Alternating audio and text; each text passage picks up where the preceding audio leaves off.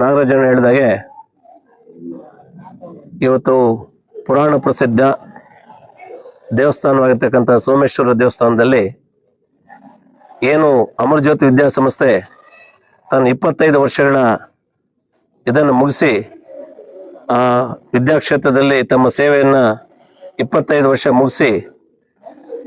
ಅದರ ಒಂದು ಹಿನ್ನೆಲೆಯಲ್ಲಿ ಇವತ್ತು ಒಂದು ದೇವರ ಸನ್ನಿಧಿಯಲ್ಲಿ ಈಗ ರುದ್ರಾಭಿಷೇಕ ಮೃತ್ಯುಂಜಯ ಹೋಮ ಎಲ್ಲವನ್ನು ಕೂಡ ಹಮ್ಮಿಕೊಂಡು ಅನೇಕ ಭಕ್ತಾದಿಗಳನ್ನು ಈ ಒಂದು ಕಾರ್ಯಕ್ರಮಕ್ಕೆ ಆಹ್ವಾನಿಸಿದ್ರು. ಎಲ್ಲ ಭಕ್ತಾದಿಗಳು ಬಂದು ಏನಿವತ್ತು ಅವರು ನಡೆಸ್ಕೊಟ್ಟಂಥ ಒಂದು ರುದ್ರಾಭಿಷೇಕ ಈ ಒಂದು ಕಾರ್ಯಕ್ರಮದಲ್ಲಿ ಆ ದೇವರ ಸನ್ನಿಧಿಯಲ್ಲಿ ಕೂತು ದೇವರನ್ನು ಆರಾಧಿಸುವಂಥ ಒಂದು ಭಾಗ್ಯ ನಮ್ಮೆಲ್ಲರಿಗೂ ಸಿಕ್ಕಿದೆ. ಆ ಒಂದು ಭಾಗ್ಯವನ್ನು ಕಲ್ಪಿಸ್ಕೊಟ್ಟಂಥ ನಮ್ಮ ನಾಗರಾಜಣ್ಣ ಮತ್ತು ಅವರ ಸಂಸ್ಥೆಗೆ ನಮ್ಮ ಎಲ್ಲ ಭಕ್ತವೃಂದದ ಪರವಾಗಿ ನಾನು ಮೊಟ್ಟ ಮೊದಲನೇದಾಗಿ ಧನ್ಯವಾದಗಳನ್ನು ಹೇಳ್ತೇನೆ. ವಿಶೇಷವಾಗಿ ಇವತ್ತು ಈ ದೇಶ ಕಂಡ ಒಬ್ಬ ಧೀಮಂತ ನಾಯಕರು 96ನೇ ವಯಸ್ಸಿನಲ್ಲೂ ಕೂಡ ರೈತರಿಗಾಗಿ ತಮ್ಮ ಹೋರಾಟವನ್ನು ಮಾಡಿ ಮುಖ್ಯಮಂತ್ರಿಯಾಗಿ ಇವಾಗ 94ನೇ ವರ್ಷಕ್ಕೆ ಇವತ್ತು ಏನು ಕಾಲಿಡ್ತಾ ಇದ್ದಾರೆ, ಮುಖ್ಯಮಂತ್ರಿಗಳಾಗಿ ಈ ದೇಶದ ಪ್ರಧಾನಿಗಳಾಗಿ ಅಭೂತಪೂರ್ವವಾದಂಥ ಒಂದು ಸೇವೆಯನ್ನು ಈ ರಾಜ್ಯಕ್ಕೆ ಮತ್ತು ಈ ರಾಷ್ಟ್ರಕ್ಕೆ ಕೊಟ್ಟು ಇವತ್ತು ಕೂಡ ರೈತರ ಪರವಾಗಿ ಒಂದು ನೀರಾವರಿ ಹೋರಾಟಗಳಾಗಿರ್ಬೋದು, ರೈತರ ಪರವಾಗಿ ನಿರಂತರ ಹೋರಾಟಗಳನ್ನು ಮಾಡ್ಕೊಂಡು ಬರ್ತಾ ಇರ್ತಕ್ಕಂಥ ನಮ್ಮ ಧೀಮಂತ ನಾಯಕರು ಆಗಿರ್ತಕ್ಕಂಥ ದೇವೇಗೌಡರ ಒಂದು ಹುಟ್ಟುಹಬ್ಬ ಆಗಿರೋದ್ರಿಂದ ಆ ದೇವರ ಸನ್ನಿಧಿಯಲ್ಲಿ ಅವರ ಹೆಸರಲ್ಲಿ ಕೂಡ ಅರ್ಚನೆ ಮಾಡಿಸಿ ಅವರು ಕೂಡ ಆ ಸೋಮೇಶ್ವರ ಸ್ವಾಮಿ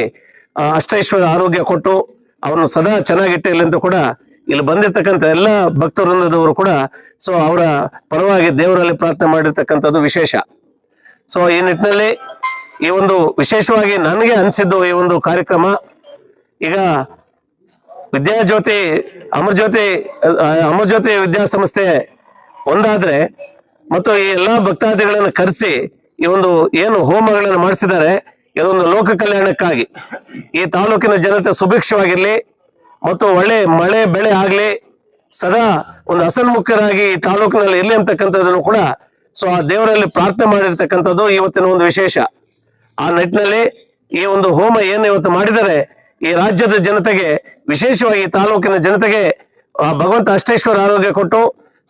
ಚೆನ್ನಾಗಿಟ್ಟಲ್ಲಿ ನಮ್ಮ ರೈತಾಪಿ ವರ್ಗನ, ಮಹಿಳೆಯರನ್ನ, ವಿದ್ಯಾರ್ಥಿಗಳನ್ನ, ಎಲ್ಲ